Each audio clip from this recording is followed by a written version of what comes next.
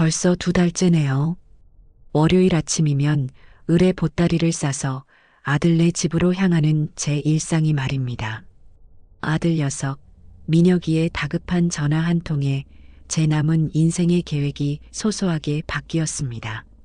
원래는 동네 문화센터에서 라인 댄스나 배우며 친구들과 커피 마시는 재미로 유쾌한 노년을 보내려 했거든요. 하지만 영끌까지 해서 마련했다는 그 아파트의 대출 이자가 무섭게 올랐다는데 자식 고생을 뻔히 보면서 내 인생이 먼저라고 외면할 부모가 세상에 어디 있겠어요. 그래서 두말 없이 그럼하고 했습니다. 평일 닷새는 오롯이 손주 예준이의 할머니로 살기로 말이에요. 어머니, 죄송해요. 저희 때문에 편히 쉬지도 못하시고. 수화기 너머로 들려오는 아들의 기운 없는 목소리에 제 마음이 더 아파왔습니다. 아이고 아들아, 뭐가 죄송해. 너가 내 아들이고 예준이가 내 손주인데 당연히 내가 가야지. 며느리한테도 너무 걱정 말라고 전해줘라. 그렇게 큰 소리를 떵떵 치며 시작된 손주 돌보미 생활이었어요. 처음 며칠은 참 좋았습니다. 포동포동한 볼에 뽀뽀하고 까르르 웃는 소리를 듣고 있노라면 세상 시름이 다 잊히는 것 같았죠. 하지만 그 평온은 그리 오래가지 않았습니다. 보이지 않는 벽이 서서히 그러나 아주 단단하게 저와 며느리 수진이 사이에 세워지고 있다는 것을 느끼기 시작한 것은 얼마 지나지 않아서였습니다. 수진이는 참 야무지고 똑 부러지는 아이입니다. 맞벌이하랴, 어린 아들 키우랴, 집안 살림하랴, 몸이 10개라도 모자랄 텐데 집은 언제나 먼지 한 톨 없이 반짝거렸어요. 문제는 그 완벽함이 제게는 숨막히는 규칙으로 다가왔다는 점입니다. 제가 처음으로 예준이를 보러 간 날 수진이는 제게 집안 곳곳을 안내하며 상세한 인수인계를 시작했습니다. 어머니, 현관 센서 등은 1분 뒤에 저절로 꺼지니까 일부러 스위치 만지지 않으셔도 돼요. 그리고 신발은 꼭 여기 신발장 2번째 칸에 넣어주세요. 예준이가 자꾸 현관에 내려가서요. 아, 알겠다. 그래야지. 그리고 주방에서는요. 예준이 식기랑 어른 식기는 꼭 구분해서 설거지해 주셔야 하고요. 세제도 이게 예준이 전용이에요. 유기농 성분이라 안심이 돼서요. 오메, 요즘은 그런 것도 다 따로 나오는구나. 알았다, 예. 마치 회사 신입사원에게 업무를 알려주듯 수진이는 예준이 기저귀 가는 법부터 장난감 소독 시간, 낮잠 재우는 시간과 방법까지 빼곡하게 적힌 A4 용지를 내밀었습니다. 피 한 방울 섞이지 않은 며느리에게 제 살림을 온전히 맡기는 것이 어디 쉬운 일이겠어요. 저 역시 젊은 시절 시어머니께 살림 못한다고 구박받던 기억이 생생한데요. 그래서 저는 수진이의 마음을 10분 이해하고 그 아이가 만들어 놓은 질서를 존중하려 무던히 애썼습니다. 하지만 그 규칙들은 날이 갈수록 더 세세해졌고 저는 점점 그 집에서 허락된 공간과 행동 반경이 줄어드는 기분을 느껴야 했습니다. 마치 정해진 동선대로 움직여야 하는 연극 배우가 된 것만 같았죠. 그래도 괜찮았습니다. 다 우리 아들, 우리 손주 잘 되자고 하는 일이니까요. 그날이 오기 전까지는 말입니다. 유난히 이른 더위가 기승을 부리기 시작한 6월의 어느 날이었습니다. 아침 뉴스에서는 연일 폭염 관련 소식을 떠들어댔고 그날따라 햇살은 살갗을 따끔거리게 할 정도로 강렬했어요. 아들네 집은 남향인데다 통유리창이 넓어 오전부터 집안이 거대한 찜질방처럼 달아오르기 시작했습니다. 저는 에어컨은 감히 켤 생각도 못하고 거실 창문을 활짝 열어두었습니다. 하지만 밖에서 불어오는 바람은 시원하기는커녕 아스팔트의 열기까지 머금고 있어 오히려 더 후텁지근하게 느껴졌어요. 할머니, 더워. 찌찌아야 해. 새살배기 예준이가 칭얼거리며 제게 안겨왔습니다. 아이의 등을 쓸어보니 축축하게 젖어 있었어요. 보송보송해야 할 목덜미에는 벌써 땀띠가 오돌토돌 붉게 피어오르고 있었습니다. 안쓰러운 마음에 저는 급히 선풍기를 꺼내 예준이 앞에 놓아주었습니다. 강풍으로 맞추자 윙하는 요란한 소리와 함께 날개가 맹렬하게 돌기 시작했죠. 하지만 선풍기에서 나오는 바람은 그저 뜨거운 공기를 휘젓는 것에 불과했습니다. 예준이는 인상을 찡그리며 선풍기 바람을 피하기까지 했습니다. 아가, 이거 싫어? 시원하지 않아? 뜨거워. 바람이 뜨거워. 아이의 정직한 대답에 저는 할 말을 잃었습니다. 창문을 닫고 선풍기를 끄자 집안은 다시 숨막히는 열기로 가득 찼습니다. 예준이는 땀으로 머리카락이 이마에 찰싹 달라붙은 채 소파 위를 뒹굴며 낑낑거렸어요. 낮잠 시간이 훌쩍 지났지만 아이는 더위 때문에 잠들지 못하고 계속 보채기만 했습니다. 젖은 가재 수건으로 연신 아이의 몸을 닦아주는 것 외에는 제가 할 수 있는 일이 아무것도 없었습니다. 거실벽에 걸린 에어컨이 야속하게만 보였습니다. 저 하얀 기계의 전원 버튼 하나만 누르면 이 모든 고통이 끝날 텐데 저는 차마 그럴 용기가 나지 않았어요. 전기세 고지서를 받아들고 한숨을 쉴 며느리의 얼굴이 눈앞에 어른거렸기 때문입니다. 결국 그날 예준이는 평소보다 2시간이나 늦게, 그것도 땀에 흠뻑 젖은 채 겨우 잠이 들었습니다. 새근거리는 아이의 숨소리를 들으며 저는 다짐했습니다. 저녁에 수진이가 돌아오면 조심스럽게라도 에어컨 이야기를 꺼내봐야겠다고 말이에요. 저녁 7시 현관 도어록 해제되는 소리가 들리고 수진이가 들어왔습니다. 다녀왔습니다. 어머니, 고생 많으셨죠? 아니다. 어서 와라. 밖은 더 덥지? 네, 정말 찜통이 따로 없어요. 예준이는요? 방금 잠들었어. 오늘 너무 더워해서 그런지 낮잠도 설치고 영 힘들어하더구나. 제 말에 수진이는 곧장 예준이가 자는 방으로 들어갔습니다. 잠시 후 아이의 이마를 짚어보며 나온 수진이의 표정은 그리 밝지 않았어요. 저는 지금이 기회다 싶어 최대한 부드러운 목소리로 말을 건넸습니다. 예, 수진아.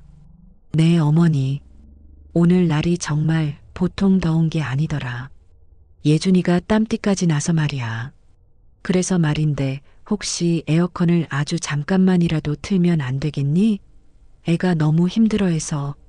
제 말이 끝나기 무섭게 수진이의 얼굴이 순간 굳어지는 것을 보았습니다. 그녀는 잠시 저를 쳐다보더니 이내 거실벽에 걸린 온도계를 한번 힐끗 보고는 단호한 목소리로 입을 열었습니다. 어머니, 아직 6월이잖아요. 싸늘한 한마디였습니다. 제 모든 배려와 걱정을 한 번에 잘라내는 듯한 말투였죠. 벌써부터 에어컨에 맞들이면 한여름에는 전기세 감당 못해요. 작년 이맘때도 다들 선풍기 하나로 잘만 났어요. 예준이 땀띠는 제가 사둔 수딩젤 발라주면 금방 가라앉을 거예요. 수진이는 그렇게 말하며 냉장고에서 차가운 물을 꺼내 벌컥벌컥 들이켰습니다. 더는 대화를 이어갈 수 없었습니다. 6월이라는 시간의 벽, 그리고 전기세라는 현실의 벽 앞에서 제 주장은 힘없이 부서지고 말았어요. 저는 그저 그래, 내 말이 맞겠지라며 멋쩍게 웃어 보이는 수밖에 없었습니다. 선풍기는 여전히 윙소리를 내며 뜨거운 바람을 만들어내고 있었고 곤히 잠든 예준이의 이마에는 또다시 땀방울이 송골송골 맺히기 시작했습니다. 저는 그 모습을 애써 외면하며 길고 무더운 여름이 이제 겨우 시작일 뿐이라는 사실에 가슴이 답답해져 오는 것을 느꼈습니다. 평온해 보였던 아들네 집의 거실에 그렇게 뜨겁고도 서늘한 긴장감이 감돌기 시작했습니다. 며느리에게 아직 6월이라는 서리빨 같은 말을 들은 다음 날 해는 마치 제게 시위라도 하듯 어제보다 한층 더 사납게 빛을 뿜었습니다. 창문을 통해 쏟아져 들어오는 햇살은 따스함을 넘어 백색의 폭력처럼 느껴질 정도였어요. TV에서는 아침 8시 뉴스부터 아나운서가 심각한 표정으로 폭염주의보를 알렸습니다.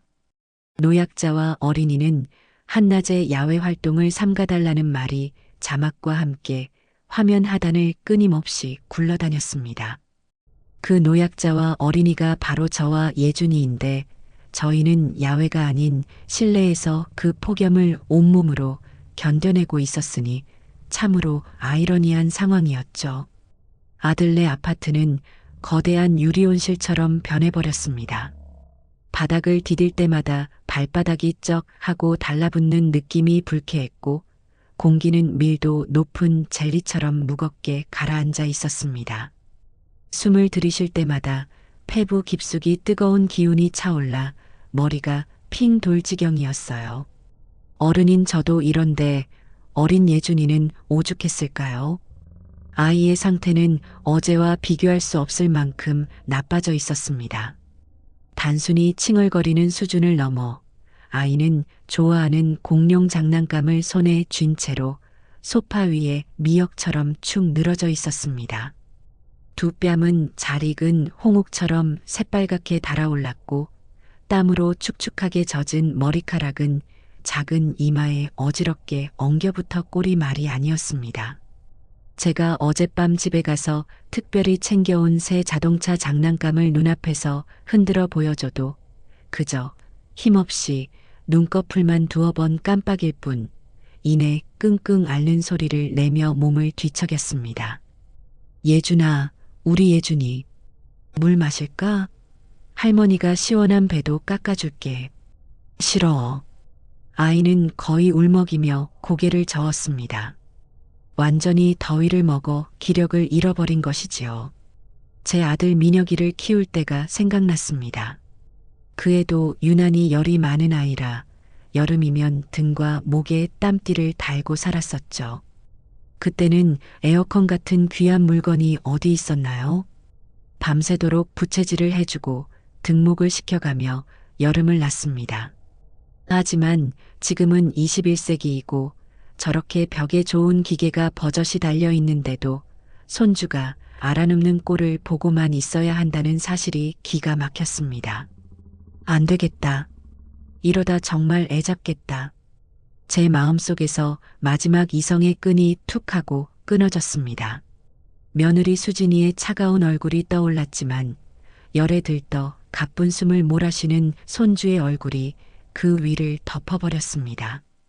관리비 몇만 원이 문제인가요? 아이의 건강이 위태로운 것이 문제인가요? 저는 조용히 그러나 단호하게 결심을 굳혔습니다. 오늘만큼은 무슨 일이 있어도 무슨 비난을 듣더라도 에어컨을 켜야 했습니다. 저는 예준이를 조심스럽게 안아들고 안방으로 향했습니다. 거실 에어컨은 너무 눈에 띄어 며느리의 감시 레이더에 걸릴 위험이 컸기 때문입니다. 안방 문을 조용히 닫고 저는 잠든 예준이를 침대에 눕혔습니다. 그리고 마치 큰 죄라도 짓는 사람처럼 떨리는 손으로 벽에 붙은 동그란 전원 버튼을 꾹 눌렀습니다. 잠시 후 삐하는 작은 소리와 함께 닫혀있던 날개가 열리고 곧이어 제 인생에서 가장 고맙고 시원한 바람이 성스럽게 쏟아져 나왔습니다. 저는 온도를 25도로 맞추고 바람이 예준이에게 직접 닿지 않도록 방향을 조절했습니다. 시원하고 건조한 공기가 방 안을 가득 채우자 예준이는 비로소 깊고 편안한 숨을 내쉬며 새근거리기 시작했습니다. 땀으로 축축했던 등이 보송보송해지고 붉게 달아올랐던 얼굴이 점차 제 색을 찾아가는 모습을 보니 그제야 돌덩이처럼 막혀있던 제 숨통도 트이는 것 같았습니다. 그래, 잠깐인데 뭘 어떠랴. 아이가 아픈 것보단 100번, 천번 낫지 저는 스스로를 다독이며 잠든 예준이의 곁을 지켰습니다. 평화는 길지 않았습니다. 퇴근 시간이 되려면 아직 두어 시간은 좋게 남았을 무렵 정적을 깨고 현관에서 도어록 해제 소리가 울렸습니다. 띠리릭 띠리리리 하는 그 소리가 제 심장을 철렁 내려앉게 만들었습니다. 평소라면 반가웠을 그 소리가 오늘따라 사형 선고처럼 들렸어요. 다녀왔습니다. 어머니. 저 일찍 왔죠? 어서 와라. 회의가 일찍 끝났나 보구나. 네, 갑자기 취소됐어요. 우리 예준이는요? 아직도 자요? 수진이는 가방을 내려놓기가 무섭게 안방으로 향했습니다. 저는 미처 에어컨을 끌 시간도 없이 꼼짝없이 그 자리에 못 박힌 듯 서 있어야 했습니다. 수진이는 방문을 열자마자 방 안을 감도는 서늘한 공기를 느끼고 그 자리에 우뚝 멈춰 섰습니다. 그녀의 날카로운 시선은 침대에서 새근새근 평화롭게 잠든 예준이를 지나 벽에 달린 에어컨의 조용한 작동 표시등으로 향했습니다. 그 작은 초록색 불빛이 마치 범죄의 결정적 증거처럼 선명하게 빛나고 있었죠. 어머니, 수진이의 목소리는 한겨울 얼음장보다 차가웠습니다. 제가 어제 에어컨 틀지 말라고 분명히 말씀드렸을 텐데요. 이렇게 갑자기 찬바람 쐬면 애들 폐렴 와요. 어머니는 괜찮으실지 몰라도 연약한 아이는 달라요.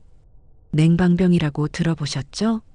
어른도 힘든데 애들은 오죽하겠어요.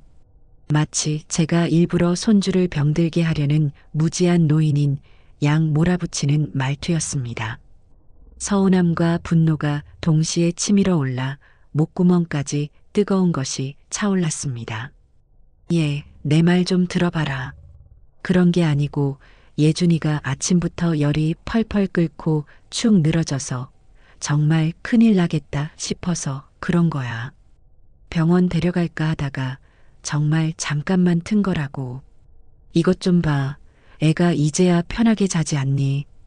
결과가 좋다고 과정까지 정당화될 수는 없죠, 어머니. 아이를 위하는 마음은 감사하지만 육아에는 정해진 원칙이 있어야 해요. 이렇게 한번 시원한데 맞들이면 이제 웬만한 더위는 참지도 못하게 돼요. 아이의 좋은 습관을 망치는 길이라고요. 수진이는 더는 제게 말할 가치도 없다는 듯 쌩하니 다가가 에어컨 전원을 꺼버렸습니다. 딸깍하는 무정한 소리와 함께 바람이 멎자 방 안에는 다시 어색하고 무거운 침묵이 내려앉았습니다. 저는 졸지에 손주 건강도 제대로 살피지 못하는 무지한 늙은이이자 며느리와의 약속도 헌신짝처럼 저버리는 신뢰할 수 없는 사람이 되어버렸습니다. 그리고 다음 날 사건은 기어이 터지고야 말았습니다. 그날도 여지없이 찜통더위가 이어졌고 예준이는 또다시 칭얼거리기 시작했습니다. 하지만 어제의 일로 바짝 위축된 저는 차마 안방 에어컨은 켤 엄두를 내지 못했어요. 대신 거실 리모컨이라도 찾아 어떻게든 해보려 했습니다. 하지만 이상하게도 늘 TV 옆 수납장 위에 놓여있던 리모컨이 감쪽같이 사라지고 없었습니다. 어디 갔지 어제 분명히 여기 있었는데 저는 혹시 예준이가 가지고 놀다 소파 밑에라도 넣었나 싶어 허리를 숙여 소파 밑을 살폈습니다. 쿠션을 전부 드러내고 거실장 서랍을 하나하나 열어보고 심지어 예준이 장난감 통까지 샅샅이 뒤졌습니다. 하지만 리모컨은 그림자도 보이지 않았어요. 처음에는 어디 뒀더라 하던 마음이 점차 설마 하는 차가운 의심으로 변해갔습니다. 저녁이 되어 퇴근한 수진이에게 저는 최대한 아무렇지 않은 척 물었습니다. 예, 수진아. 혹시 에어컨 리모컨 못 봤니? 내가 오늘 아무리 찾아도 없구나. 주방에서 저녁거리를 손질하던 수진이는 칼질을 멈추지도 않고 무심하게 대답했습니다. 아, 그거요? 제가 치워뒀어요. 치워뒀다고? 어디에? 그제야 수진이는 도마 위에 놓인 팔을 마저 썰고 나서야 고무장갑을 낀 손으로 허공의 물기를 털며 저를 돌아봤습니다. 그 표정에는 어떤 미안함이나 멋쩍음도 담겨 있지 않았어요. 오직 자신의 행동이 100번 옳다는 확신만이 가득했습니다. 어머니께서 자꾸 제 육아 방식을 흔드시는 것 같아서요. 이 집에서는 이 집의 규칙을 따라주셨으면 해요. 예준이 손에 절대 안 닿는 곳에 잘 뒀으니까요. 당분간은 쓸 일 없을 테니 찾지 마세요. 그 말을 듣는 순간 저는 머리를 둔기로 세게 얻어맞은 듯한 충격을 받았습니다. 이것은 단순한 의견 대립이나 갈등이 아니었습니다. 제게서 이 집의 온도를 조절할 수 있는 최소한의 권리, 땀 흘리는 손주가 더워할 때 시원하게 해줄 수 있는 할머니로서의 당연한 권한을 완전히 빼앗아버린 명백한 선전포고이자 완벽한 통제였습니다. 리모컨이 완전히 증발해버린 집에서의 하루는 그야말로 고문과도 같았습니다. 창문을 열면 아스팔트 열기를 머금은 뜨거운 바람과 뿌연 미세먼지가, 닫으면 한증막 같은 열기가 저와 예준이를 번갈아 괴롭혔습니다. 속에서는 천불이 들끓었지만 내가 참아야지, 내가 어른이고 내가 약속을 어겼으니 하고 수십 번을 되뇌며 분을 사겼습니다. 하지만 이대로 손 놓고 당하고만 있을 수는 없다는 생각에 저는 결국 마지막 동아줄이라 생각하며 아들 민혁이에게 전화를 걸었습니다. 제 뱃속에서 나온 자식이니 그래도 제 마음 한 자락은 알아주리라 믿었던 것입니다. 전화기 너머로 들려오는 아들의 목소리는 일에 지쳐 잔뜩 피곤한 기색이었습니다. 저는 혹여나 아들의 심기를 거스를까 조심스럽게 운을 뗐습니다. 민혁아, 엄마야. 바쁘니? 엄마. 아니야, 괜찮아. 웬일이야? 예준이 뭐 문제 있어? 아니, 예준이는 괜찮은데 그게 아니고.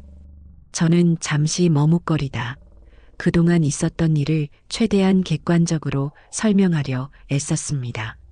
날이 너무 더워 예준이가 기운 없이 축 늘어져 있었던 것, 그래서 걱정되는 마음에 안방 에어컨을 정말 아주 잠깐 켰던 것, 그리고 수진이가 그것을 보고 리모컨을 아예 숨겨버렸다는 것까지요.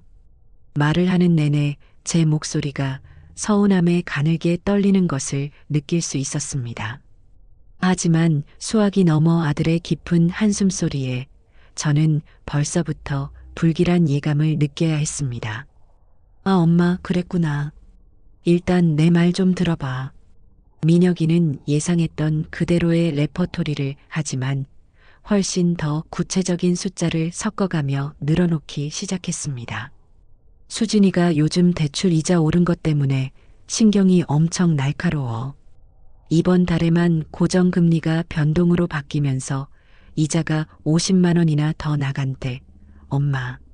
그래서 관리비 10,000원, 2만 원이라도 아끼려고 밤에 안 쓰는 코드까지 다 뽑고 다닐 정도야. 엄마 섭섭하게 하려던 게 절대 아니고 그냥 너무 예민해져서 그런 거니까 엄마가 어른이잖아. 엄마가 우리 수진이 마음 좀 너그럽게 이해해주면 안 될까? 응? 엄마가 어른이잖아. 그 말이 비수처럼 날아와 제 가슴에 깊숙이 박혔습니다. 아들은 제 억울함과 서운함에 공감해주기보다 며느리의 입장을 구구절절 변호하며 또다시 제게 어른다운 이해를 강요하고 있었습니다. 저는 아내와 어머니 사이에서 현명한 중재자가 되어주길 바랐던 아들이 그저 이 골치 아픈 갈등을 피하고 싶은 나약한 남편이자 아들일 뿐이라는 사실에 깊은 실망과 함께 배신감마저 느꼈습니다. 그래, 알았다. 내가 이해해야지 별 수 있겠니? 내 사정 듣고 보니 수진이도 힘들겠구나. 일하는데 방해해서 미안하다. 저는 힘없이 전화를 끊었습니다. 유일한 지원군이라 믿었던 아들마저 완벽하게 등을 돌린 지금 이 뜨거운 아파트는 사방이 꽉 막힌 고립무원의 섬이 되어버렸습니다. 그날부터 저의 처절하고도 눈물겨운 사투가 시작되었습니다. 인터넷 포털 사이트에 에어컨 없이 여름 시원하게 나는 법 같은 것들을 검색해가며 온갖 민간요법을 동원했습니다. 커다란 대야에 찬물을 받아와 선풍기 앞에 놓아두고 분무기로 허공에 쉴 새 없이 물을 뿌려댔습니다. 거실 바닥을 찬물로 닦고 또 닦아 열기를 식히려 애썼습니다. 예준이에게는 시원한 보리차를 수시로 먹이고 얇은 인견 이불을 찬물에 적셔 물기를 꼭 짠 뒤 몸에 덮어주기도 했습니다. 제 등줄기에서는 땀이 비 오듯 흘러내려 옷이 축축하게 젖었지만 예준이만이라도 이 더위에서 구해내고 싶은 마음뿐이었습니다. 퇴근하고 돌아온 수진이는 땀으로 범벅이 된 제 몰골과 바닥에 물기가 흥건한 거실을 보고는 혀를 찼습니다. 하지만 그 아이의 입에서 나온 말은 제 상처에 소금을 뿌리는 격이었습니다. 어머니, 역시 어른들의 지혜는 못 따라가겠어요.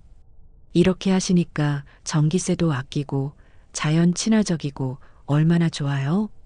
예준이한테도 인공적인 에어컨 바람보다 이게 훨씬 건강에 좋을 거예요. 제가 인터넷으로 봤는데 이런 게 아이 면역력 키우는 데는 최고래요.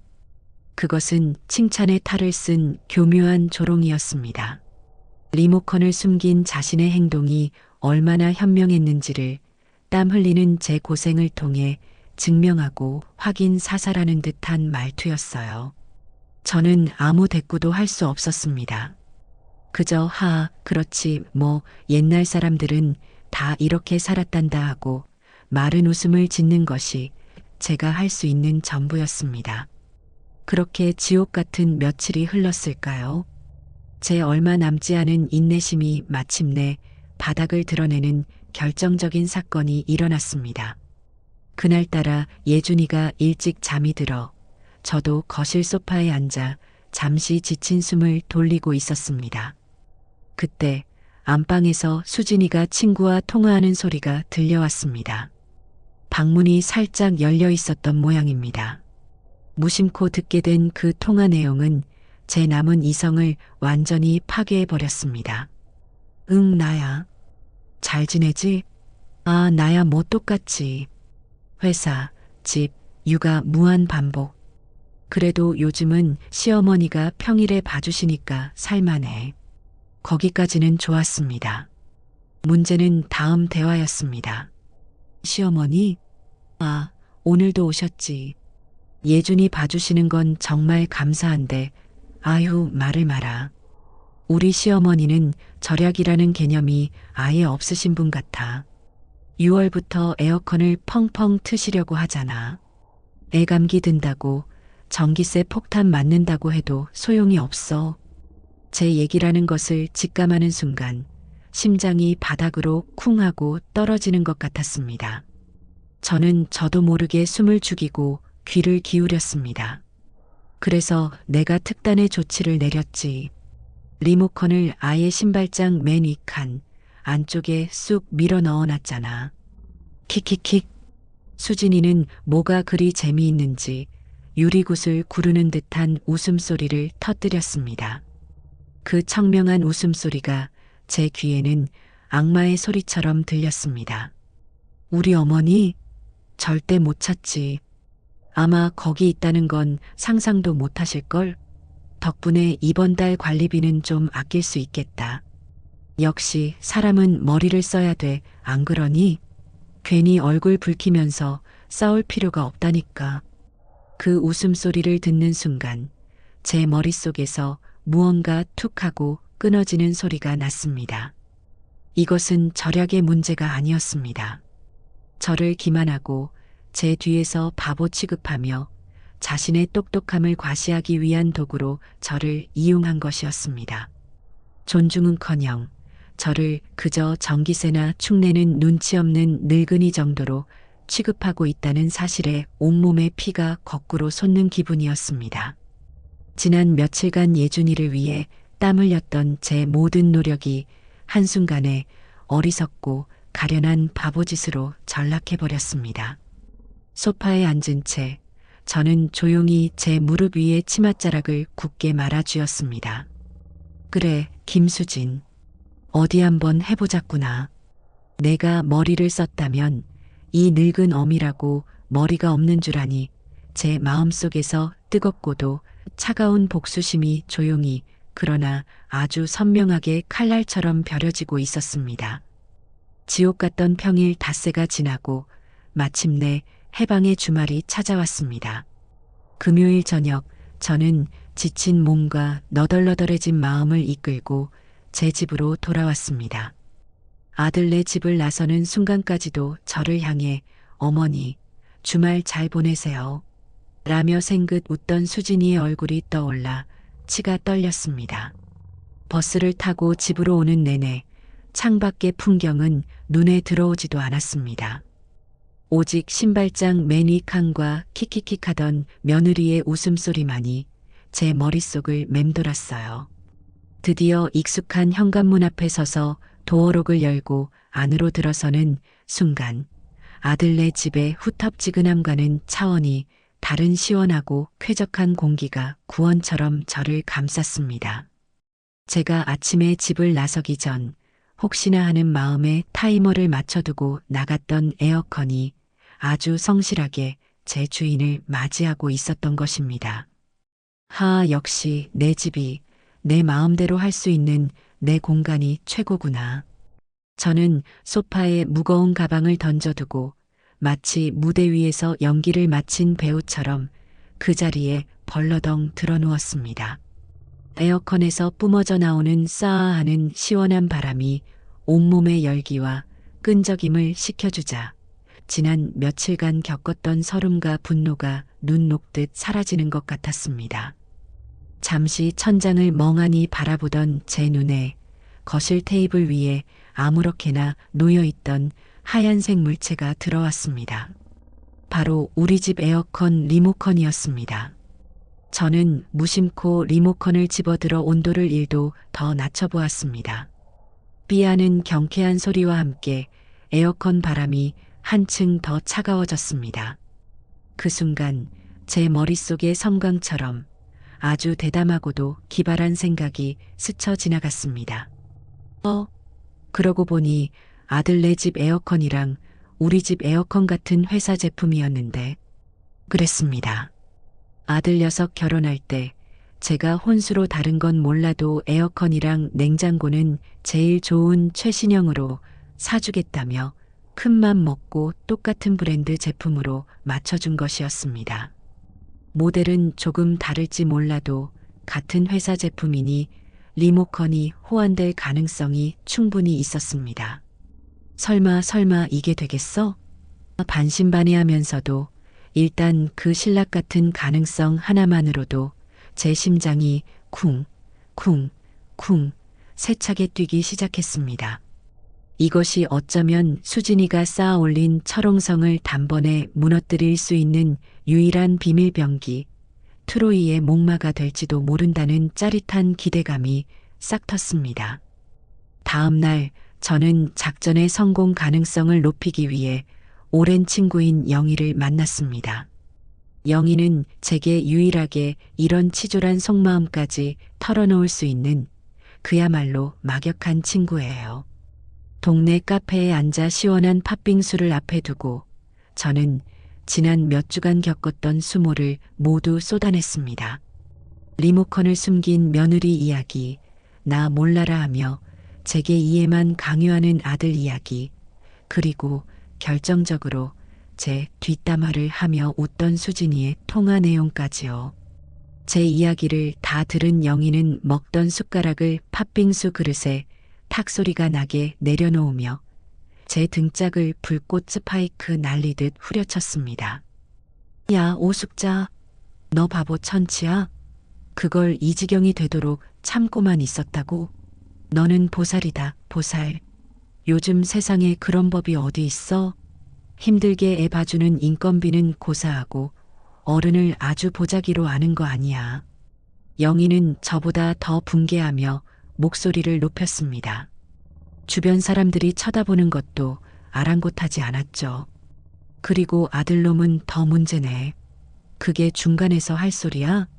교통 정리를 해줘야지. 그걸 엄마더러 이해하라고? 아주 둘이 천생연분이네. 천생연분. 안 되겠다. 너 내가 시키는 대로 해. 너도 똑같이 갚아줘야 해.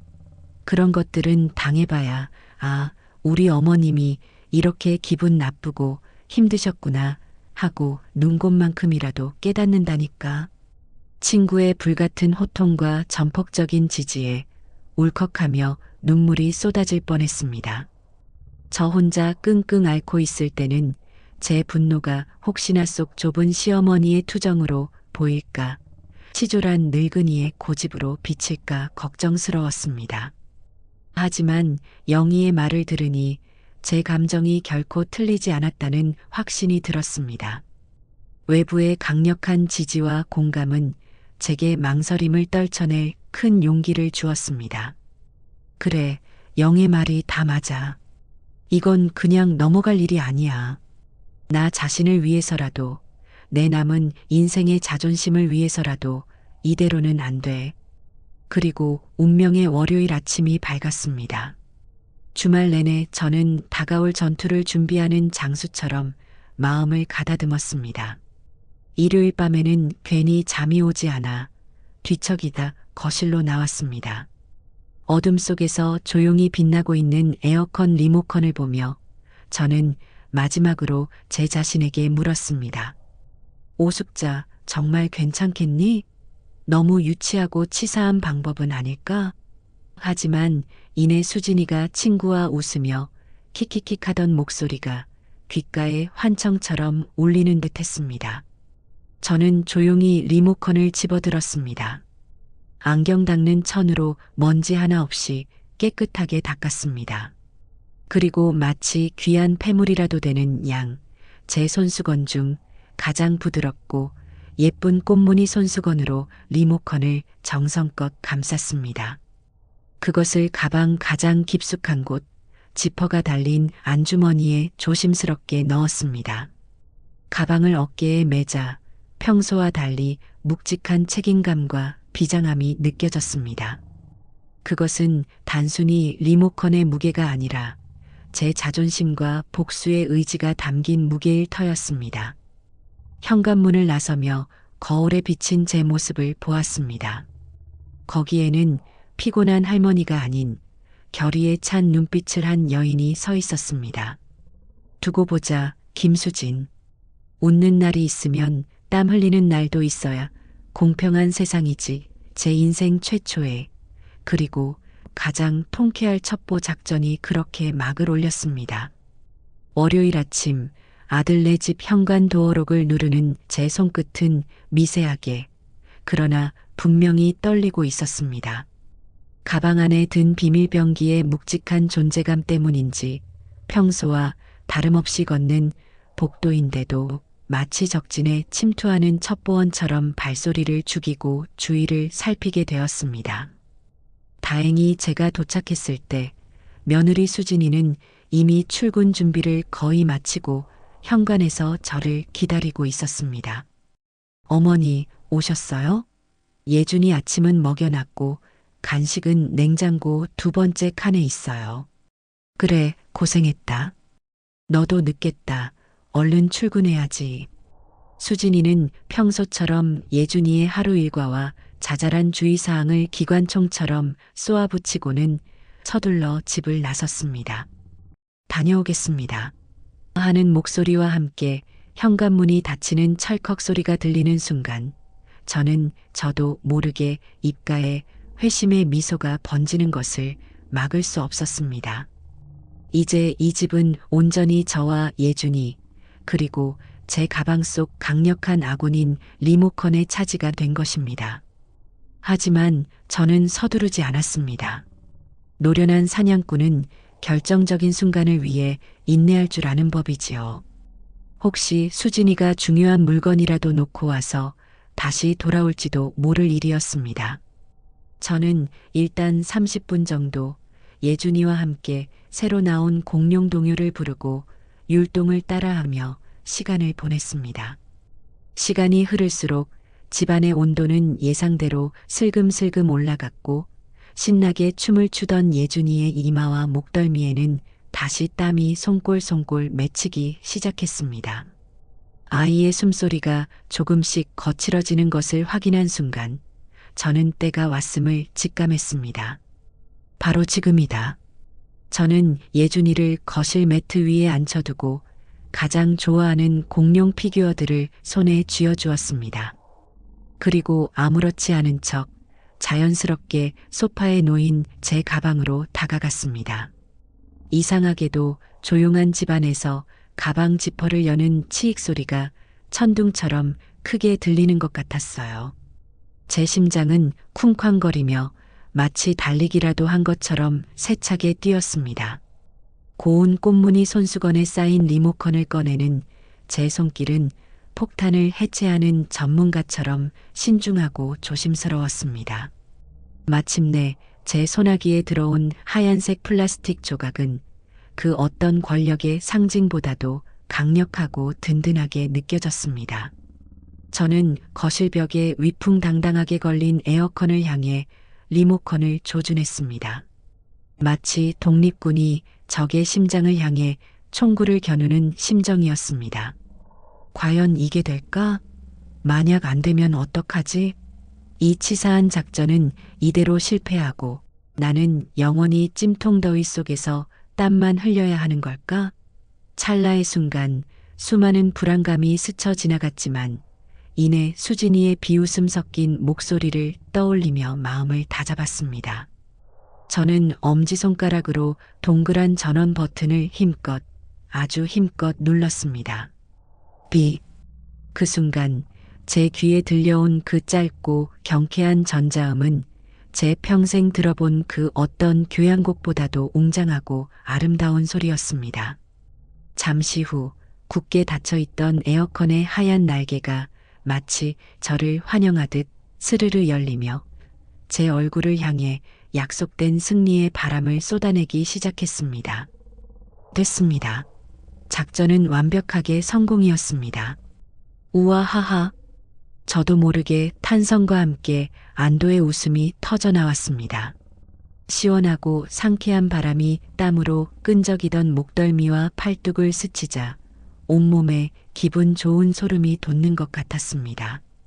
지난 며칠간 제 가슴을 짓누르던 모든 서름과 답답함, 무력감이 그 시원한 바람결에 거짓말처럼 씻겨 날아가는 기분이었습니다. 거실 매트 위에서 놀던 예준이도 갑자기 달라진 공기를 느꼈는지 와, 할머니, 바람이다. 시원한 바람.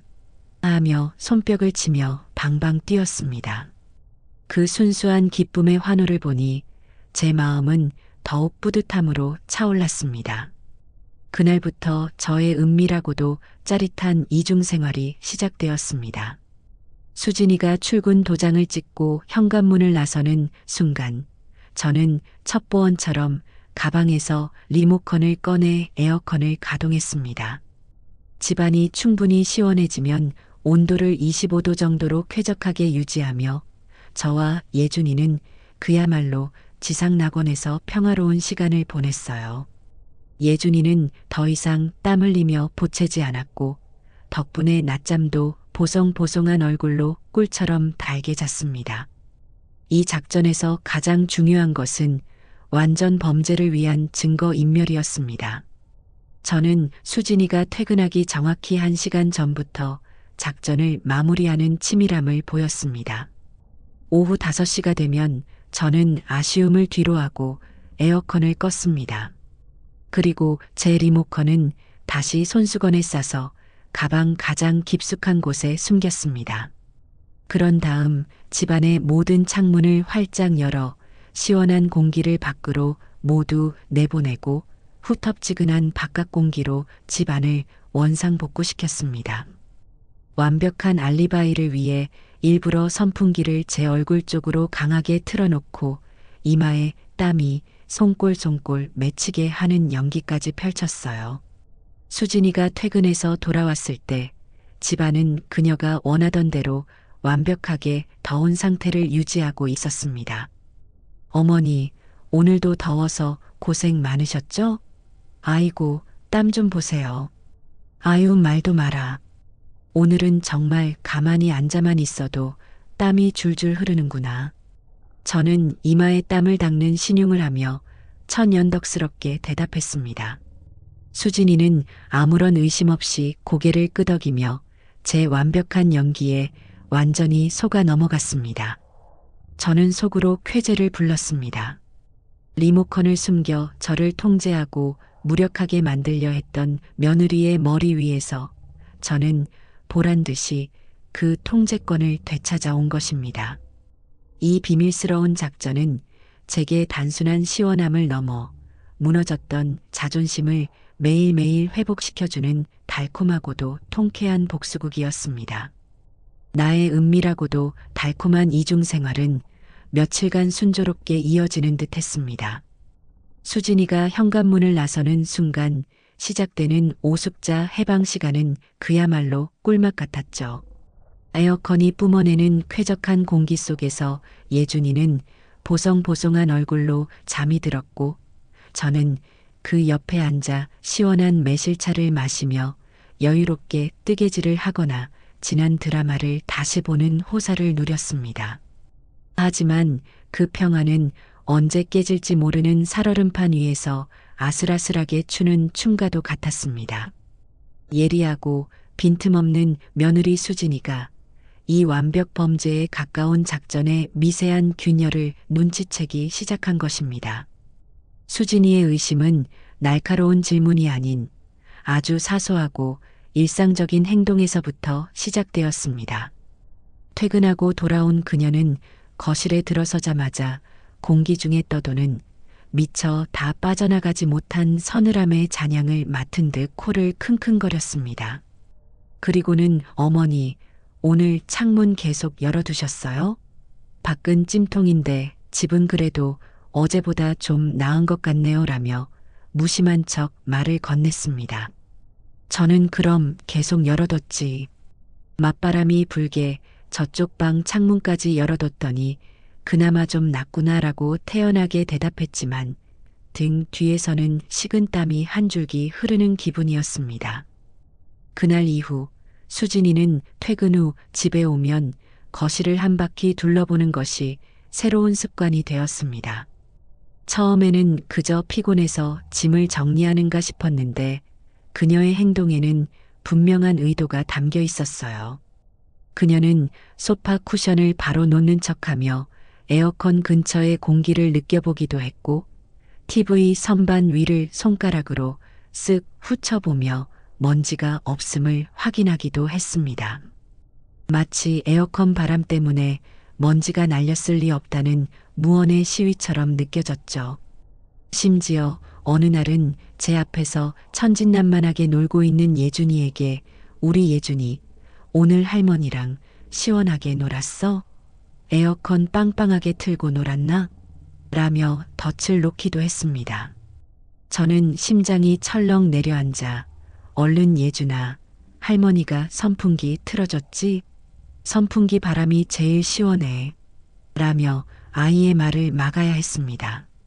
며느리의 의심이 확신으로 바뀌어 가고 있다는 것을 느낀 것은 그녀가 새로운 규칙이라는 칼을 빼들었을 때였습니다. 어느 날 저녁 수진이는 다른 날보다 일찍 퇴근해서는 제가 보는 앞에서 1시간 넘게 식탁에 앉아 노트북과 가계부를 들여다보았습니다. 계산기를 두드리고 깊은 한숨을 쉬는 그 모든 행동이 저를 향한 고도의 심리전이라는 것을 모를 리 없었습니다. 마침내 모든 계산을 마친 듯 그녀는 심각한 표정으로 가계부를 들고 와 제 앞에 앉았습니다. 어머니, 잠시 드릴 말씀이 있어요. 이것 좀 보세요. 이번 달 저희 집 예상 전기요금이 벌써 이렇게나 나왔어요. 지난달보다 거의 3만 원이 더 나올 것 같아요. 아무래도 안 되겠어요. 제가 아낄 수 있는 부분을 더 찾아봤는데 정말 죄송하지만 내일부터는 공기청정기랑 선풍기 둘 중 하나만 써주시겠어요? 둘 다 돌리니까 전기를 생각보다 너무 많이 먹는 것 같아요. 그것은 합리적인 제안의 탈을 쓴 저의 비밀 작전을 원천 봉쇄하려는 교묘한 압박이었습니다. 공기청정기는 예준이의 예민한 호흡기를 위해 켜는 것이고 선풍기는 더위를 식히기 위한 최소한의 도구였습니다. 그 둘 중 하나를 포기하라는 것은 사실상 저의 모든 것을 통제하겠다는 선언이나 다름없었죠. 얘야, 공기청정기는 예준이 때문에라도 켜야 하지 않겠니? 미세먼지도 안 좋은데라고 반문했지만 수진이는 기다렸다는 듯이 그럼 선풍기를 꺼주세요, 어머니. 창문 열어두면 되니까요라며 제 말을 잘랐습니다. 화가 치밀었지만 저는 더 큰 그림을 위해 이 제안을 받아들일 수밖에 없었습니다. 오냐, 그러자꾸나. 내가 뭘 알겠니? 아끼고 사는 건 내가 전문가니 내 말대로 해야지. 순순히 물러서는 제 모습에 수진이는 잠시 의아한 표정을 지었지만 이내 자신의 통제가 완벽하게 먹혔다는 생각에 만족스러운 미소를 지었습니다. 그리고 마침내 제 심장이 목구멍까지 튀어오르는 절체절명의 위기가 찾아왔습니다. 그날은 유난히 날이 더워 저는 평소보다 조금 이른 시간에 에어컨을 켜고 예준이와 시원한 거실에서 뒹굴고 있었습니다. 한창 평화로운 낮잠의 세계에 빠져들던 그때 오후 3시밖에 되지 않은 시간에 현관 도어록 소리가 지옥의 나팔 소리처럼 요란하게 울렸습니다. 수진이었습니다. 어머니, 저 왔어요. 아, 중요한 서류를 책상 위에 놓고 와서요. 팀장님께 방금 엄청 깨졌네요. 금방 가지고 나갈게요. 그 목소리를 듣는 순간 제 심장이 발끝까지 떨어졌다 솟구치는 것 같았습니다. 망했다. 머릿속이 새하얗게 비어버렸습니다. 에어컨은 맹렬히 돌아가고 있었고 창문은 굳게 닫혀 있었습니다. 지금 이 서늘하고 쾌적한 공기는 그 무엇으로도 변명할 수 없는 완벽한 범죄의 증거였습니다. 수진이가 현관에서 신발을 벗고 거실로 들어서는 그 짧은 몇 초 동안 제 머릿속에서는 수만 가지 시나리오가 스쳐 지나갔습니다. 저는 거의 동물의 본능으로 움직였습니다. 잠든 예준이를 번쩍 안아들고 소파 위에 아무렇게나 던져져 있던 제 핸드백 쪽으로 미친 듯이 달려갔습니다. 가방 속을 더듬어 리모컨을 찾아내고 덜덜 떨리는 손으로 전원 버튼을 눌렀습니다. 삐소리와 함께 에어컨이 꺼지는 것을 확인하자마자 저는 거실 통유리창으로 달려가 잠금 장치를 풀고 창문을 활짝 열었습니다. 그리고 마치 원래부터 그러고 있었다는 듯 예준이를 안은 채 창가에 서서 아이고 덥다. 예준아, 우리 바깥 구경할까? 라며 혼잣말을 하는 연기를 시작했습니다. 어머니, 뭐 하세요? 거실로 들어선 수진이는 순간 걸음을 멈췄습니다. 그녀의 예민한 감각이 공기 중에 선명하게 남은 냉기의 흔적을 포착한 것이 분명했습니다. 그녀의 시선은 땀 한 방울 흘리지 않은 제 얼굴과 활짝 열린 창문과 그리고 방금 작동을 멈춘 에어컨을 번갈아 훑었습니다. 그 눈은 마치 거짓말 탐지기처럼 저를 샅샅이 스캔하고 있었어요. 이상하네요, 어머니. 창문을 이렇게 활짝 열어놓으셨는데도 집안 공기가 왜 이렇게 시원하게 느껴지죠? 꼭 에어컨 방금 끈 것처럼요. 글쎄다. 갑자기 바람이 시원하게 불어서 그런가 보지. 얼른 서류나 찾아보렴. 회사에서 기다리겠다. 저는 일부러 땀이 송골송골 맺힌 예준이의 이마를 보여주며 태연하게 대처했습니다. 수진이는 여전히 의심의 눈초리를 거두지 않았지만 더는 추궁할 물증이 없었기에 입을 다물 수밖에 없었습니다. 그녀는 방에 들어가 서류를 챙겨 들고 다시 한번 저를 힐끗 쳐다본 뒤 몹시 찜찜하다는 표정으로 집을 나섰습니다. 현관문이 닫히고 나서야 저는 다리에 힘이 풀려 그 자리에 주저앉고 말았습니다. 심장이 갈비뼈를 부술 것처럼 뛰고 있었어요. 하마터면 모든 것이 들통날 뻔한 아찔한 순간이었습니다.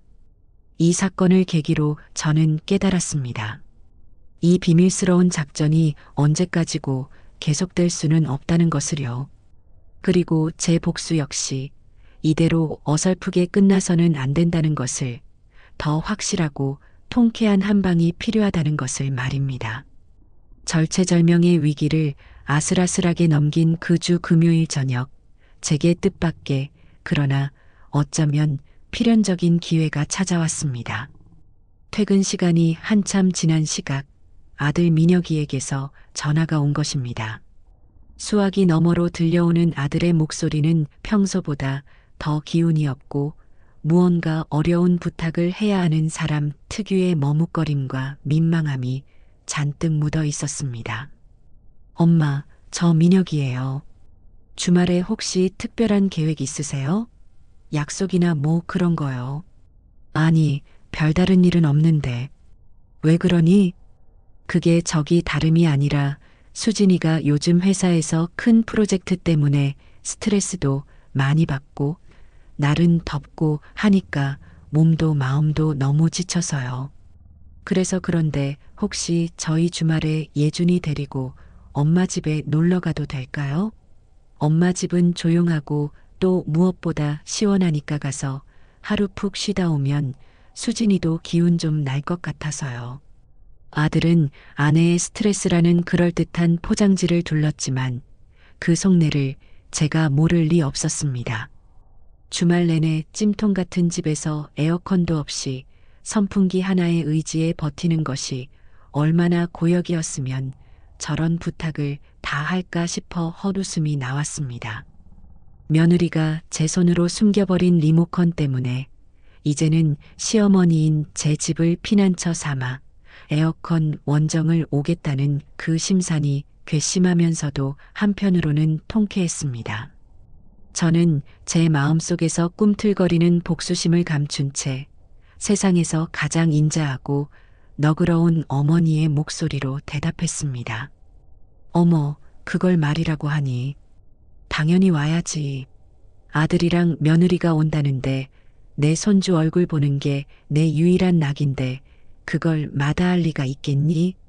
걱정 말고 몸만 오너라.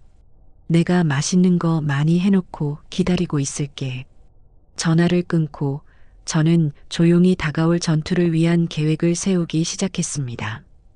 이것은 신이 제게 내려준 절호의 기회였습니다. 그들이 제게 안겨주었던 굴욕과 불편함, 그 뜨거운 고통을 이제는 이자까지 쳐서 고스란히 돌려줄 시간이 온 것입니다. 토요일 아침 저는 그 어느 때보다 부지런을 떨었습니다.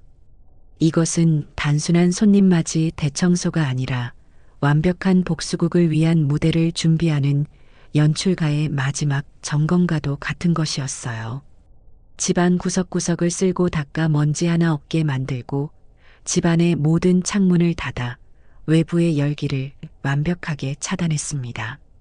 그리고 에어컨 필터를 꺼내 깨끗하게 청소한 뒤 가장 낮은 온도인 18도로 설정해 집 안 전체를 한여름의 시베리아처럼 차갑게 만들었습니다. 냉장고에는 아들 내외가 좋아하는 과일과 시원한 탄산음료수를 종류별로 가득 채워두었습니다. 메뉴는 생각할 것도 없이 이열치열은커녕 속까지 얼어붙게 만드는 살얼음 동동 뜬 동치미, 막국수와 오이 냉국으로 정했죠. 시장에 가서 가장 싱싱한 오이와 물을 사오는 제 발걸음은 장군처럼 비장했습니다. 모든 준비를 마친 뒤 저는 마지막으로 활용점정을 찍었습니다. 거실 테이블 위 가장 잘 보이고 가장 손이 닿기 쉬운 정중앙에 우리 집 에어컨 리모컨을 보란듯이 올려두었습니다. 마치 박물관의 귀한 유물처럼 혹은 왕의 홀처럼 그곳에 놓인 리모컨을 보니 웃음이 절로 나왔습니다. 이것이 곧 그들에게는 희망이었다가 절망으로 바뀔 신기루라는 사실을 아는 사람은 오직 저뿐이었으니까요. 친구 영희에게 전화를 걸어 마지막으로 작전 계획을 브리핑하자 영희는 숙자야, 정신 똑바로 차려.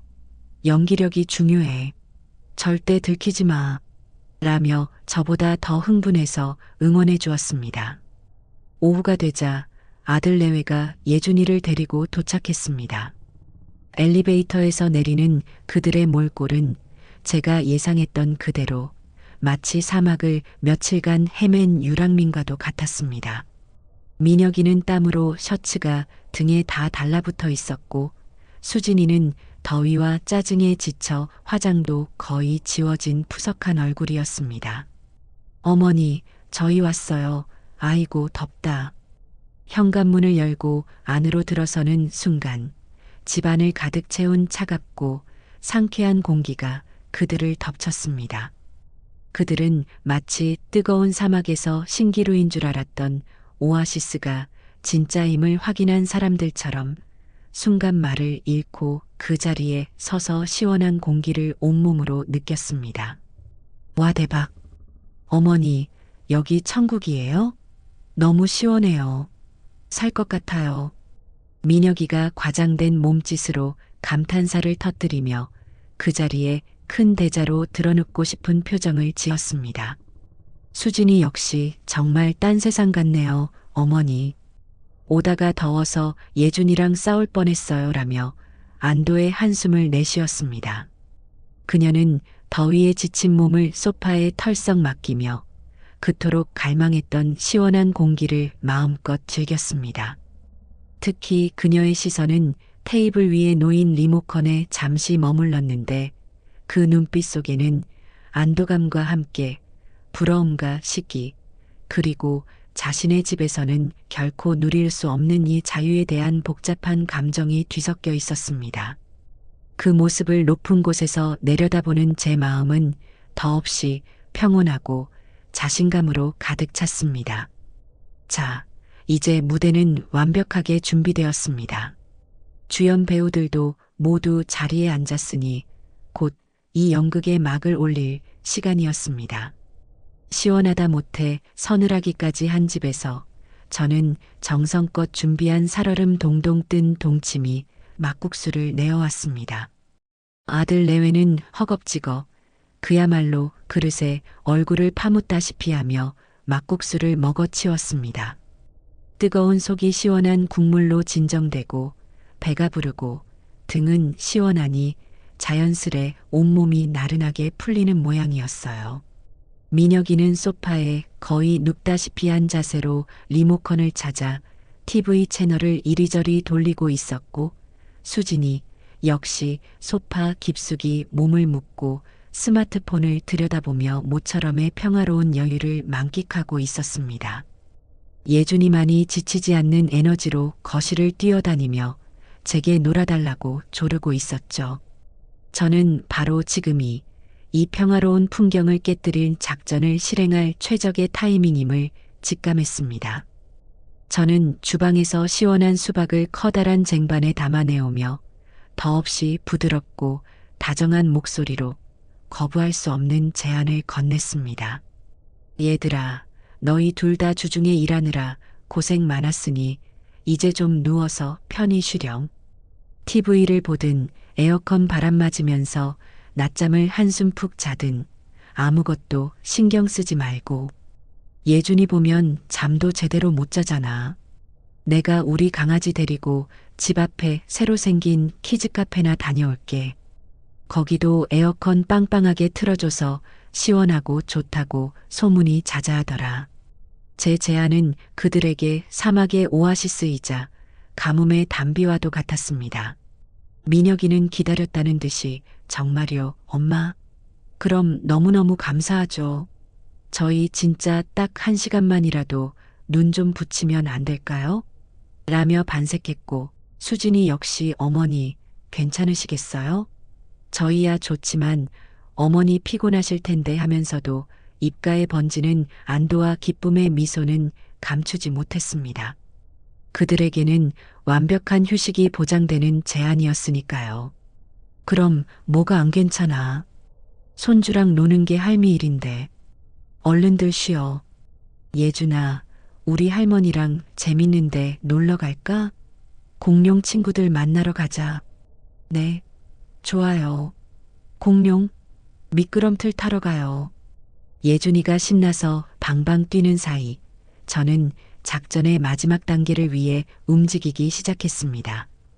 이것은 제 인생에서 가장 치밀하고도 대담한 연기력이 필요한 그야말로 제 연기 인생의 정점과도 같은 순간이었습니다. 저는 예준이의 외출복을 챙겨오겠다며 안방으로 들어가는 척하다가 거실 테이블 쪽으로 아주 자연스럽게 방향을 틀었습니다. 아들 내외는 TV 소리와 스마트폰, 그리고 다가올 꿀 같은 휴식에 대한 기대로 정신이 팔려 제 움직임에 전혀 신경 쓰지 않았습니다. 저는 테이블로 다가가 수박을 먹으라며 쟁반을 그들 쪽으로 밀어주는 척했습니다. 그리고 그 찰나의 순간 제 다른 쪽 손이 훈련받은 스파이처럼 정광석화처럼 움직였습니다. 테이블 위에 놓여있던 하얀색 리모컨을 가볍게 그러나 확실하게 집어들어 소파 위에 놓아두었던 제 핸드백 안으로 쏙 집어넣었습니다. 손바닥에 땀이 흥건히 배어나는 긴장된 순간이었지만 제 표정은 더없이 평온하고 인자했습니다. 심장이 발소리에 맞춰 쿵쿵 뛰는 것 같았어요. 가방 안에서 플라스틱 리모컨이 다른 소지품과 부딪히며 내는 달칵하는 작은 소리가 제 귀에는 온 세상을 뒤흔드는 천둥 소리처럼 크게 들렸습니다.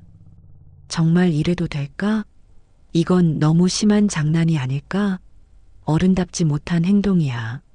마지막 순간 제 마음속에서 평생을 올곧게 살아온 오숙자의 양심이 작게 속삭였습니다. 하지만 그 목소리는 이내 제 뒷담화를 하며 킥킥킥 웃던 며느리의 잔인한 웃음소리에 묻혀버렸습니다. 저는 제 아들 민혁이를 어릴 때 가르쳤던 순간을 떠올렸습니다. 민혁아, 남의 물건에 함부로 손대는 거 아니야. 그리고 거짓말은 세상에서 가장 나쁜 거란다. 그 기억은 제 뺨을 뜨겁게 만들었지만 동시에 제 복수심에 불을 붙였습니다. 그래, 너희는 내게서 존중을 훔쳤고 진실을 숨겼지. 이건 장난이 아니야. 역지사지라는 인생의 가장 중요한 가르침이야. 저는 스스로에게 다짐하며 마음을 굳혔습니다. 예준이의 옷을 갈아입히고 좋아하는 공룡이 그려진 모자를 씌우고 외출 준비를 마쳤습니다. 현관으로 향하며 저는 소파에 늘어져 이미 잠이 들락말락하는 아들 내외를 향해 세상에서 가장 인자하고 자비로운 미소를 지어 보였습니다. 자, 그럼 우리 정말 다녀올게. 너희들은 아무 걱정 말고 푹 쉬고 있어. 한두어 시간이면 금방 올 거야. 네, 어머니. 감사해요. 조심히 다녀오세요. 아들 내외는 잠결에도 손까지 흔들며 제게 마지막 고마움을 표했습니다. 문이 닫히고 도어록이 삐리릭 소리를 내며 잠기는 순간 저는 차가운 복도에 서서 조용히 심호흡을 했습니다. 문 하나를 사이에 두고 저쪽은 곧 뜨거운 지옥으로 변할 시원한 천국이었습니다. 저는 이제 그 지옥의 문을 닫고 유유히 현장을 떠나는 냉정한 집행관이었습니다. 집을 나선 저는 예준이의 작은 손을 잡고 곧장 키즈카페로 향했습니다. 통유리창 너머로 알록달록한 놀이기구가 가득한 그곳은 시원한 에어컨 바람과 아이들의 즐거운 비명으로 가득 찬 또 다른 천국이었습니다. 예준이는 마치 물 만난 고기처럼 거대한 정글짐을 원숭이처럼 오르내리고 무지개색 미끄럼틀을 수십 번씩 타고 편백나무 칩이 가득한 놀이 공간에서 포크레인 장난감을 가지고 한참을 놀았습니다. 저는 보호자용 테이블에 앉아 시원한 아이스 카페라테를 마시며 그 모습을 흐뭇하게 그리고 아주 복잡한 심경으로 지켜보았습니다. 제 마음 한편에서는 통쾌한 만족감과 함께 아주 미미한 죄책감이 안개처럼 피어오르고 있었습니다. 지금쯤 집은 점점 더워지고 있겠지. 단잠에 빠졌던 녀석들, 슬슬 더위를 느끼고 어리둥절하며 리모컨을 찾고 있을까. 저는 잠시 고민하다 예준이가 가토록 먹고 싶어 하던 구슬 아이스크림을 사주었습니다. 알록달록한 아이스크림을 받아들고 세상을 다 가진 듯 행복해하는 손주의 얼굴을 보니 제 죄책감은 다시 옅어지고 복수의 정당성이 고개를 들었습니다. 그래, 나는 내 손주에게 시원한 아이스크림이라도 사주지만 너희는 내 손주에게서 시원한 바람 한 줄기를 빼앗았지. 그렇게 제 행동 하나하나에 명분을 더하며 저는 다시 평온을 되찾았습니다. 키즈카페의 다른 테이블들을 둘러보았습니다. 저처럼 손주를 데리고 온 할머니들이 몇몇 보였습니다. 어떤 할머니는 아이의 밥을 먹이느라 진땀을 빼고 있었고 어떤 할머니는 지쳐서 테이블에 엎드려 쪽잠을 자고 있었습니다. 그들의 모습에서 지난 몇 주간의 제 모습이 겹쳐 보였습니다. 그 순간 제 마음속의 죄책감은 분노와 연대감으로 바뀌었습니다. 그래, 우리는 모두 같은 마음이야. 자식과 손주를 위해 기꺼이 희생하지만 그렇다고 해서 우리의 인격까지 무시당할 이유는 없어. 저는 더욱더 제 행동에 확신을 가졌습니다. 제가 키즈카페에서 이런 복잡한 사색에 잠겨 있는 동안 저희 집에서는 제가 상상했던 그대로, 아니 그 이상의 드라마가 펼쳐지고 있었을 겁니다. 처음에는 천국 같은 시원함 속에서 달콤한 낮잠을 즐겼을 아들 레오에. 하지만 시간이 흐르면서 에어컨의 냉기는 서서히 힘을 잃고 창문을 통해 들어오는 6월의 집요하고 뜨거운 햇살이 집 안의 온도를 야금야금 올리기 시작했을 겁니다. 끈적이는 피부 감촉에 잠에서 깬 그들은 자연스럽게 에어컨을 다시 켜기 위해 언제나 그 자리에 있던 리모컨을 찾았겠죠. 저는 그들의 모습을 눈앞에 생생하게 그려보았습니다. 처음에는 소파 주변을 더듬고 다음에는 거실 테이블 위아래를 샅샅이 뒤지고 TV 선반과 부엌 식탁, 심지어는 쓰레기통까지. 하지만 리모컨은 그 어디에도 없었을 겁니다. 시간이 갈수록 그들의 움직임은 점점 더 부산스러워지고 목소리에는 짜증이 섞이기 시작했을 거예요. 여보, 리모컨 어디 갔어? 당신이 마지막으로 TV 채널 돌렸잖아. 내가 어떻게 알아? 어머니가 어디 두셨겠지. 어머니 원래 물건 제자리에 잘 안 두시잖아. 어머니 탓하지 마. 당신이 칠칠치 못하게 잃어버린 거 아냐? 서로에게 책임을 떠넘기며 그들의 이마에는 굵은 식은땀이 송골송골 맺히기 시작했을 겁니다. 창문을 열자니 사우나 같은 뜨거운 바람만 들어오고 닫자니 집안은 그야말로 거대한 압력소처럼 변해갔을 테죠. 그들이 바로 며칠 전까지 제가 매일 겪었던 그 뜨거운 고통과 무력감을 이제야 뼛속까지 체험하고 있는 것입니다. 키즈카페에서 2시간이 훌쩍 지났을 무렵 마침내 제 핸드백 속에서 요란한 진동이 울렸습니다. 발신자는 내 아들 민혁이었습니다. 올 것이 왔구나. 저는 잠시 심호흡을 하고 목소리를 가다듬었습니다. 그리고 최대한 아무것도 모르는 순진하고 자애로운 어머니의 목소리를 장착한 채 전화를 받았습니다. 여보세요? 민혁아. 우리 아들. 잘 쉬었니? 왜? 무슨 일 있어?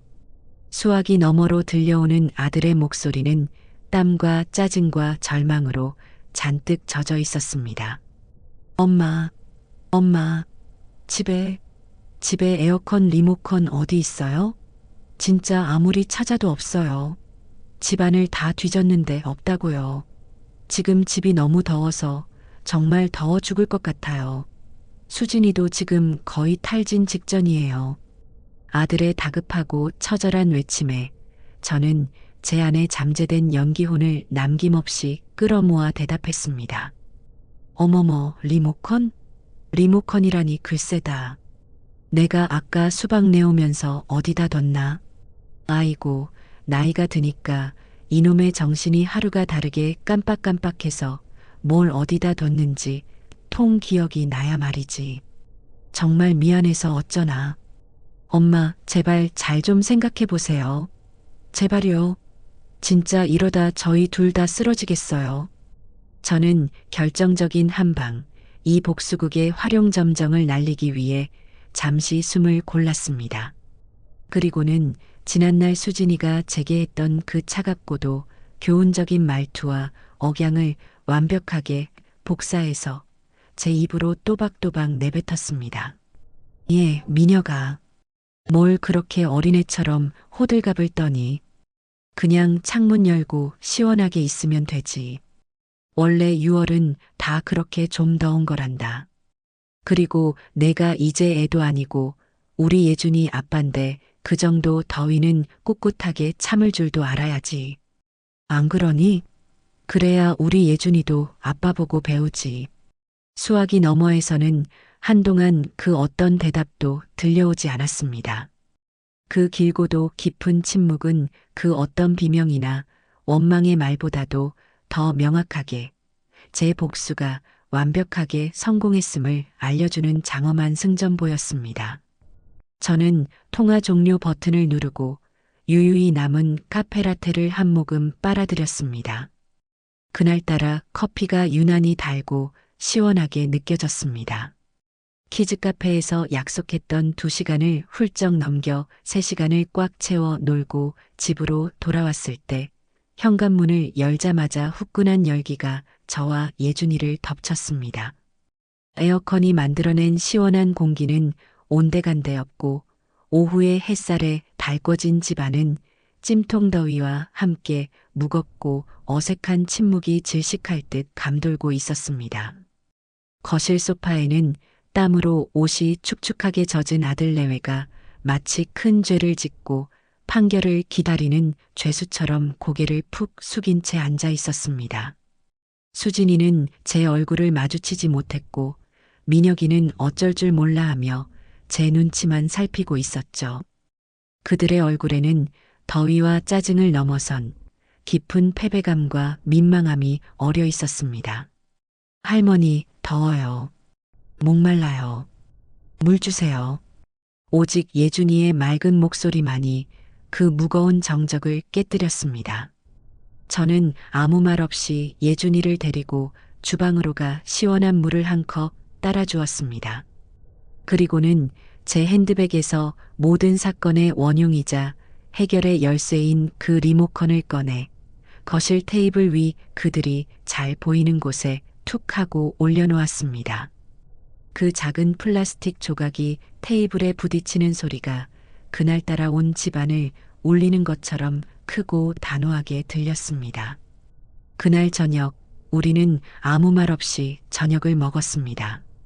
수진이가 차린 저녁상이었지만 모두들 밥알을 새듯이 겨우 몇 술 뜨고 말았습니다. 그 어떤 질책이나 원망의 말보다 이 숨막히는 침묵이 그들에게는 더 큰 벌이 되고 있다는 것을 저는 알고 있었습니다.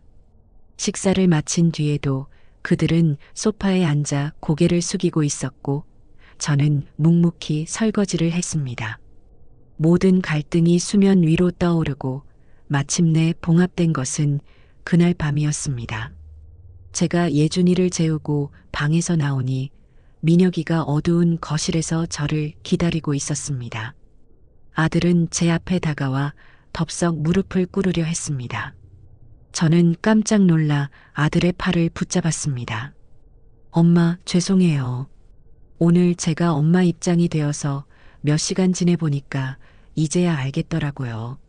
제 아내가 제 말을 무시하고 제 공간에서 저를 바보로 만드는데 정말 화가 나고 비참하고 아무것도 할 수 없는 제 자신이 너무 한심했어요.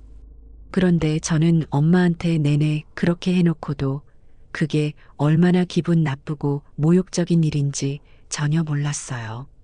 아들로서도 남편으로서도 제가 다 잘못했습니다.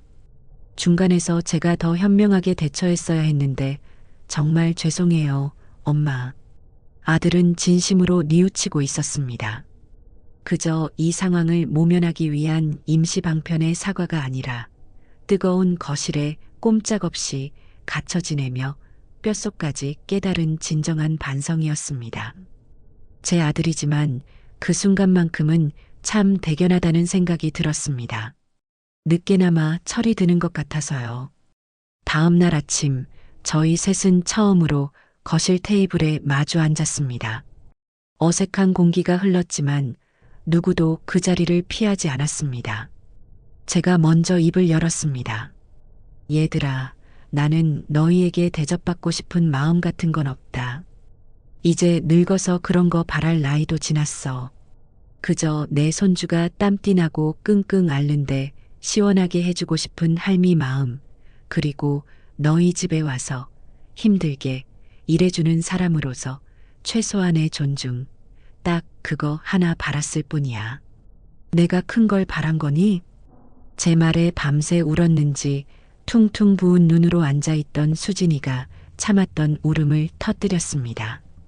어머니, 제가 정말 생각이 짧았어요. 어리석었어요. 대출금이다 뭐다 당장 제 앞에 닥친 돈 문제에만 눈이 멀어서 어머님 마음이 어떠실지는 조금도 헤아리지 못했어요. 어머니를 무시하려던 건 절대 아니었는데 돌이켜보니 제가 했던 말과 행동은 전부 어머님을 무시하고 하대하는 짓이었어요. 정말 죄송합니다. 며느리의 눈물 어린 사과에 제 마음속에 얼음처럼 단단하게 뭉쳐있던 응어리도 조금씩 녹아내리는 것 같았습니다.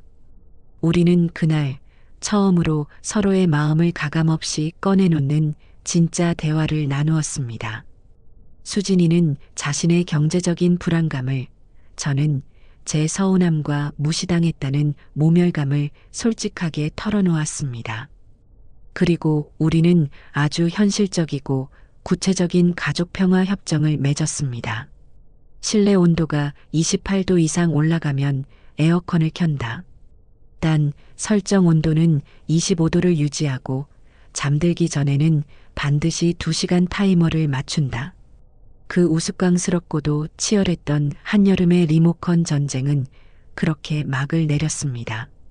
다음 주 월요일 제가 아들네 집에 갔을 때 집안 온도는 약속했던 대로 28도를 웃돌고 있었습니다. 제가 망설이고 있자 주방에서 나온 수진이가 제게 리모컨을 건네며 말했습니다. 어머니, 더워요. 켜세요. 그 작은 변화, 그 한마디가 제게는 세상 그 어떤 것보다 큰 의미로 커다란 위로로 다가왔습니다. 이제 저는 아들네 집에서도 당당하게 에어컨을 켭니다. 물론 25도라는 약속은 철저하게 지키면서 말이죠.